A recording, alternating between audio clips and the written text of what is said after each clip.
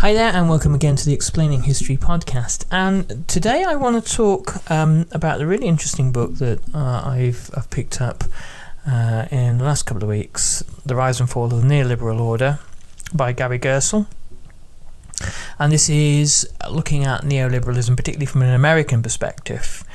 And it obviously kind of sandwiches the neoliberal era, the actual neoliberal era, from the fall of the Berlin Wall through to the creation, ironically, of Trump's Mexican Wall. Not that that ever really emerged in any meaningful form, but the metaphor is very, very potent. The tearing down of walls that kept back the free movement of goods and labour, the kind of the model of globalisation we see in the 1990s, where world markets were thought to inexorably link up in ever closer and deeper ways, and the idea that market liberty and personal liberty would go together once things like the Soviet Union and the Warsaw Pact countries fell apart. That kind of utopian moment, the sort of Francis Fukuyama end of history kind of moment that markets and liberal democracies would rule the world, comes to a kind of a screeching halt in 2016, when you have this kind of nativist, populist kind of celebrity con artist who's able to take the positions he's able to take, because in fact 8 years beforehand, in 2008, all of the kind of the promises of the new Fukuyama world fell apart with the world economic crisis. And so I suppose our questions now are, when did the neoliberal order end? Was it actually 2008, or did it fall apart when this kind of wave of right-wing populism of Trump and Brexit and Bolsonaro and Modi and all that kind of stuff? And then, therefore, what kind of capitalism are we living in now? Well, as Yanis Varoufakis put recently, he said we're in something much worse than capitalism now. We exist in a kind of the development of a new sort of kind of tech feudalism, and but that's a kind of a different conversation. So what I'm going to do today is I'm looking at an interesting part of the rise and fall of the neoliberal order.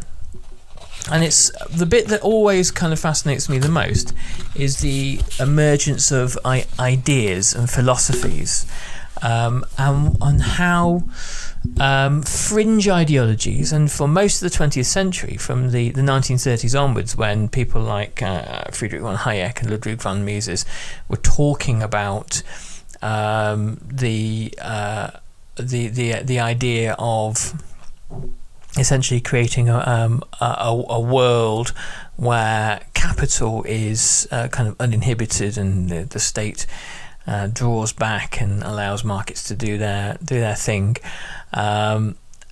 These ideas, particularly after the Second World War, exist on the fringe for decades. Nobody is listening to them. The idea that you would voluntarily rip up a post-war welfare state, that things like social provision are, as Hayek argued, the road to a kind of tyranny.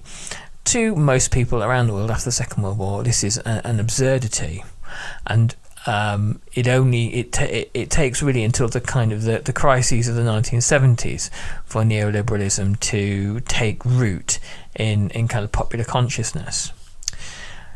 And the neoliberal ascent, writes Gary Gerstle, began innocuously enough, and here he's referring strictly to America. In 1971, Lewis Powell, then a successful corporate lawyer in Virginia, issued a call to arms in the form of a private memo he had sent to the head of the US Chamber of Commerce, entitled "The Attack on the Free Enterprise System."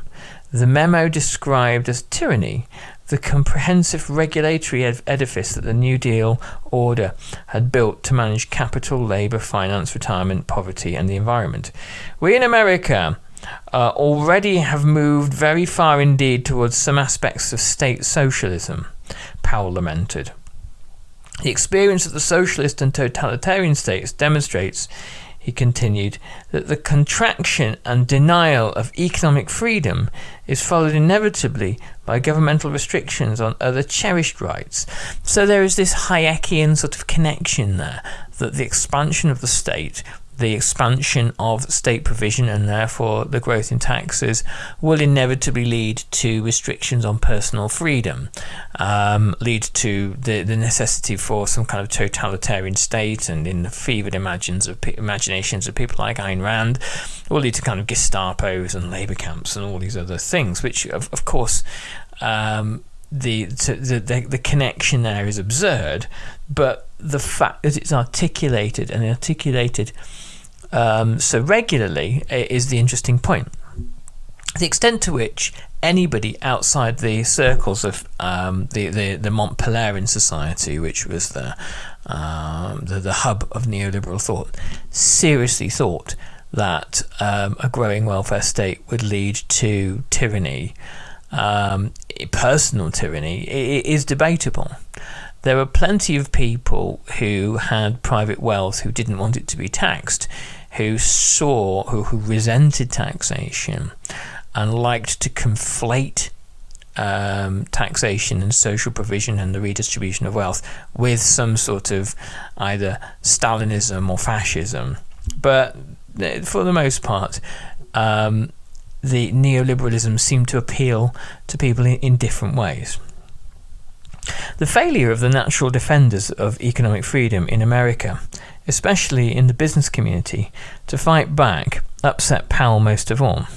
While the New Left was capturing the imagination of university students and their professors, and then the nation's media, corporate leaders had remained largely silent and supine. Such complacency, Powell insisted, had to end. Business people and their allies had to become more outspoken, build organisations and campaigns to promote their values, and then vie for political power. Such power, Powell declared, must be assiduously cultivated and, when necessary, used aggressively and with determination, without embarrassment. If businessmen failed in this endeavour, they might lose the fight for capitalism altogether. So here you have somebody talking in explicitly kind of ideological terms, the idea that there is a struggle of ideas, that a war is being waged, and unless something is done within the next few years, the system upon which supposedly everything is based might be permanently overturned. The extent again to which that is realistic is highly debatable.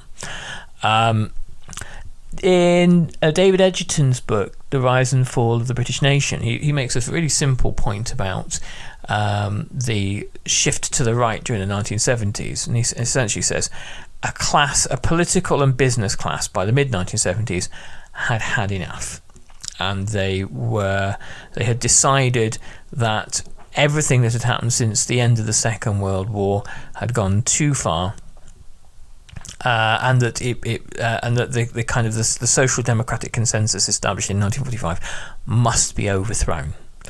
And they were highly well motivated, well organised, and gradually over time the more transatlantically connected group of people. Now the political right on both sides of the Atlantic now are very well connected, though obviously ideas tend to flow one way from America to Britain for the most part in terms of kind of influence. Gary Gerstle writes, at first, Powell's memo circulated only privately among select members of the business community, but Powell could not keep it private once Richard Nixon nominated him in 1971 to the Supreme Court. Soon after, a Washington Post columnist shared the content of Powell's memo with his readers. Liberally minded Americans were incensed that a jurist who presented himself as a moderate in the Senate confirmation hearings had secretly issued such a radical call to arms. But the public release of the Powell memo was a gift to the neoliberal movement, for it served as a rallying point for the many business people, intellectuals and would-be policymakers who wanted to restore free enterprise and free markets to the centre of American life. John M. Olin, a one-time chemical magnate who had established the Olin Foundation in 1953, now redoubled the efforts through his foundation to mount ideological defences for free market capitalism. The Powell Memorandum, he wrote, gives reason for a well-organised effort to re-establish the validity and importance of the American free enterprise system. Joseph Coors Jr., part of the team of brothers who owned the Colorado-based Coors Brewery Company, was also inspired by the Powell Memo. In 1973, he, along with Paul Weyrich, founded the Heritage Foundation, as a think tank charged with promoting free market principles and policies. Heritage quickly developed ties to the Mont Pelerin circles through Edward Fulner, a Hayekian acolyte and Mont Pelerin Society member, who would succeed Weyrich as Heritage president in 1977. Heritage established a reputation as the most politically aggressive think tank in the neoliberal firmament. So, if you were listening to this and you knew no better and had no prior knowledge of American economic and political developments and thought, you might be thinking that by the mid-1970s something strange had happened to America, and it was some kind of state command economy where there are no markets and things are allocated, goods and services are allocated by big bureaucratic government departments, as you'd find in the Soviet Union. Of course, this isn't the case, and the idea that free markets were somehow in retreat by the 1970s is an absurdity. They weren't in the slightest. What is true, however, is that there was a body of conservative thought who had never accepted the verdict of the New Deal. The Roosevelt administrations, and then Truman after the war, and then to some extent Kennedy, and then definitely Johnson, all of them from 1933 to 1968 had managed to 1932 actually, I beg pardon, to 1968 had managed to establish a series of kind of almost hegemonic ideas in America. The idea that where markets fail, the state is equipped to step in, all the way, from the Emergency Banking Act, all the way to Johnson's Great Society. That where there is poverty, where there is deprivation, where there are housing shortages, where there are poor business practices, the state can reallocate wealth, and the state can regulate, and the state can do things like build. I mean, part of the part of America's infrastructure that Biden is now updating was the stuff built by Johnson in the mid-1960s. So that is the thing that is contested. It is 3 decades of kind of democratic ascendancy or Democrat ascendancy in economic thought. After the Second World War, whilst Truman is a very unpopular president and has a very troubled presidency, the Republican Party found it very difficult to lay much of a punch on Truman when it comes to economic policy. This is why things like the Red Scare are so important to Republican politics. The reason why is because it's hard to tell hundreds of thousands of returning soldiers that the GI Bill was a mistake. It's hard to tell people who were saved by the New Deal that the Great Depression wasn't all that bad. And it's hard to tell all of America that the massive state intervention of war production and finance, which dwarfed the New Deal, that was a mistake. Because ultimately, the intervention of the state created the circumstances for America to become the world's wealthiest and most militarily successful power. throughout the entirety of the Cold War, despite the fact that the Soviet Union has nuclear weapons. Americans enjoyed standards of living that most Soviet citizens couldn't have imagined. Throughout the entirety of the Cold War, America, in terms of technology, R&D, and the ability to project its power around the world, was streaks ahead of the Soviet Union. Why? Because of the influence, because of the operation and the deployment of state power, for the most part. It hasn't got anything to do with the magic of markets. It has to do with the size and the scope and the role of the state. This is what neoliberals sought to undermine. There is a fundamental kind of flaw in the argument, though, that the wealth and power of America, the size of America's armed forces, the fact that its defense industry was vastly subsidized by the public purse, and a whole host of other kind of public provisions of wealth and services, gave America the ability to defend its interests and, by extent, defend the workings of markets around the world. Anyway, we digress. Another neoliberal and former Montpelierin member, Murray Rothbard, was instrumental in founding the Charles Koch Foundation in 1974, soon to be rechristened the Cato Institute. Charles Koch was one of the 4 sons of Fred Koch, who built his Kansas-based oil refining business, Koch Industries, into one of the country's largest and wealthiest corporate entities. Fred Koch was also a founding member of the John Birch Society and bequeathed the intensity of his right-wing political commitments to his sons. No think tank would outdo the Cato Institute in terms of its hostility to the New Deal order and its fierceness, the fierceness of its belief in libertarian principles.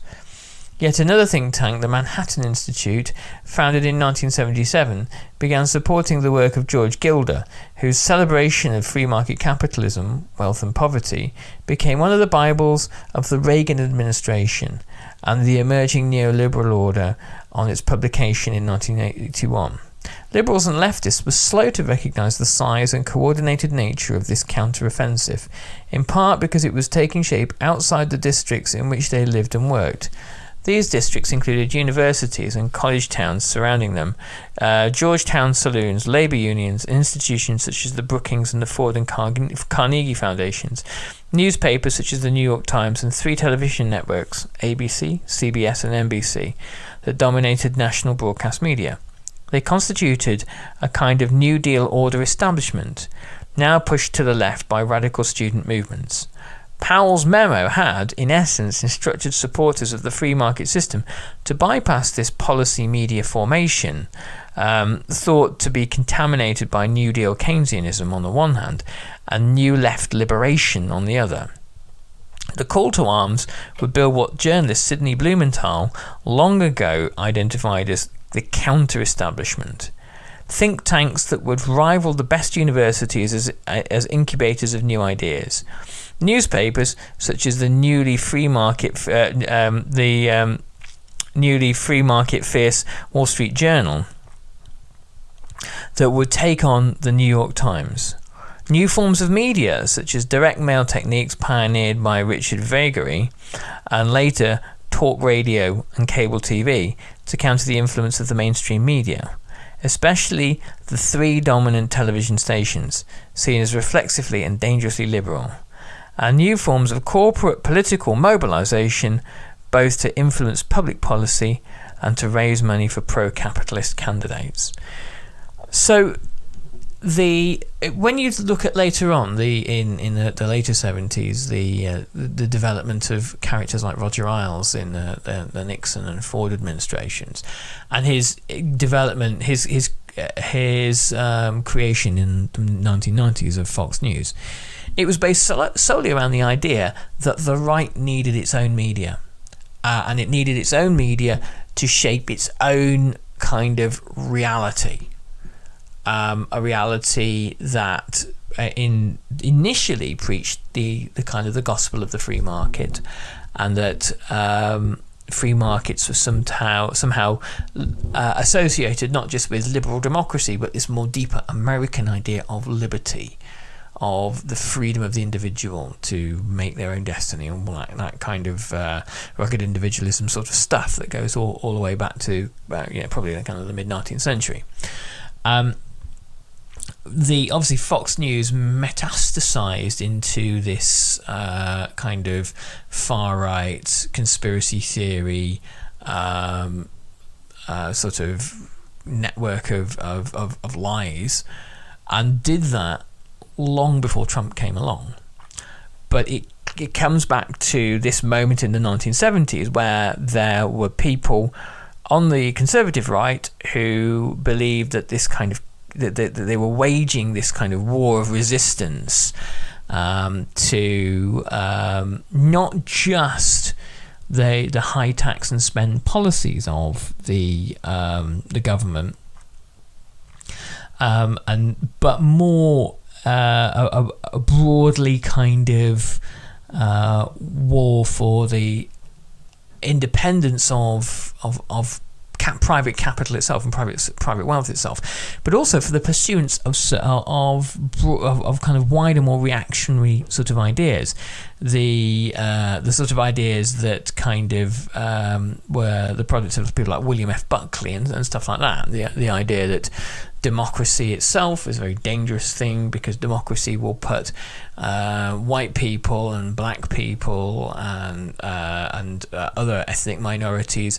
on a level playing field if you're not careful, that democracy will erode the power of elites, that democracy will essentially lead to socialism if you allow it to kind of perpetuate.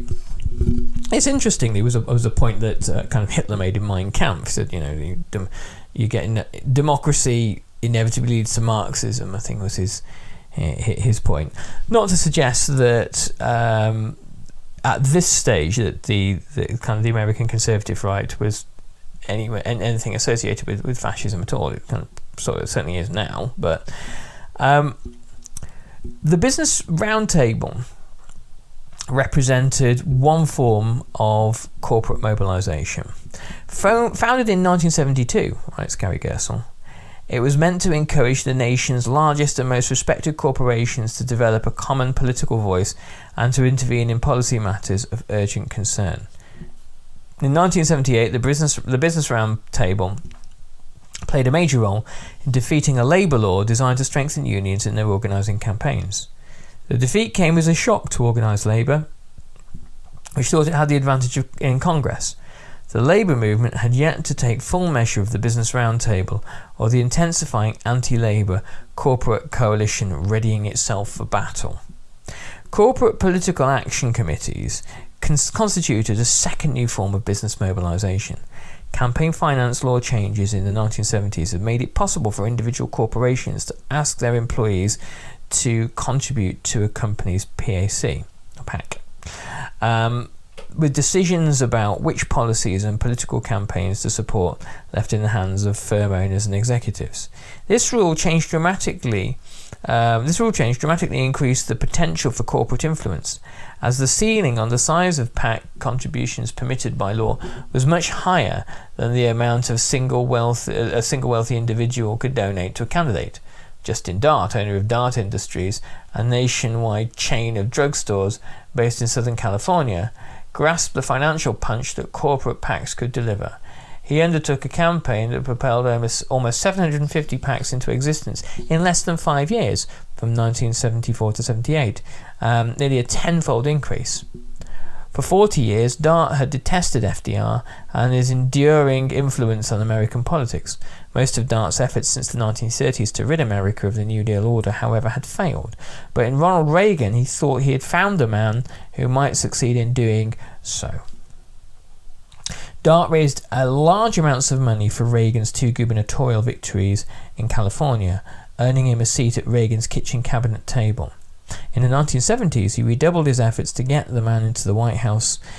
Dart's ability to open corporate sluice gates and flood the GOP with PAC money contributed critically to sustaining Reagan during the long march to the White House. So the power of the neoliberal insurrection in the 1970s is funded by the super wealthy, mainly because they have interests in deregulation and avoiding taxation, but also because many of them had always seen the New Deal and a kind of a degree of social democracy as at odds with what America was and what America should be. And they saw democratization and the development in the broadening of rights and social and economic rights for all aspects of American society as a threat to the power of elites. And ultimately, what neoliberalism is, it was intended by many people to be many things, but what it turns out to be is a return of political and economic power that had only been slightly eroded to the hands of elite groups.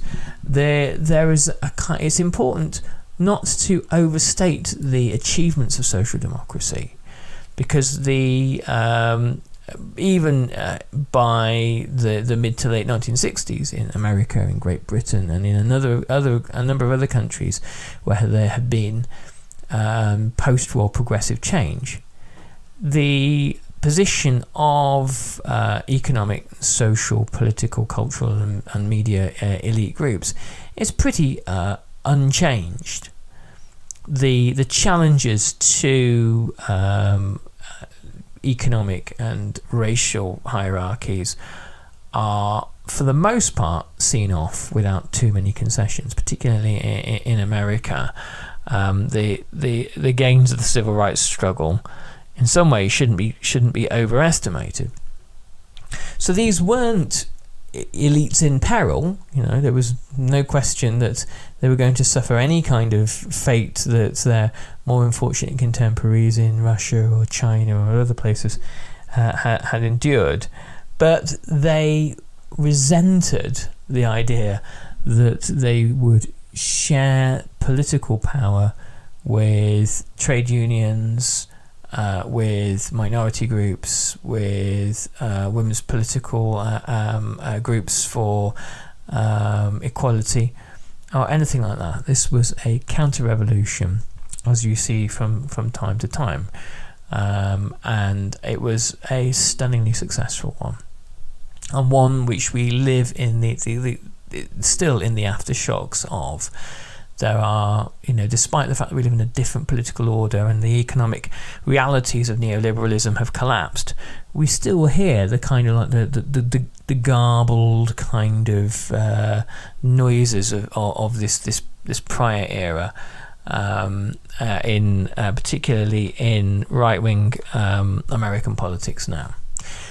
Anyway, so I'm going to stop there, but I just want to let you know there's plenty of new stuff happening on the Explaining History website, explaininghistory.org. We've finally got our little store going there, so you can check out the links to my various study guides and ebooks. So do give it a look. I'll put a link in the show notes. And there's new study content, particularly at the moment, all about Russia, going up every week. But as the year goes on, we'll be branching out to other topics. So it's all there to help and serve you to, if you're studying history or you're just a kind of interested armchair historian, do go and check it out. Anyway, thanks very much for listening, and I'll catch you on the next Explaining History podcast. All the best. Bye-bye.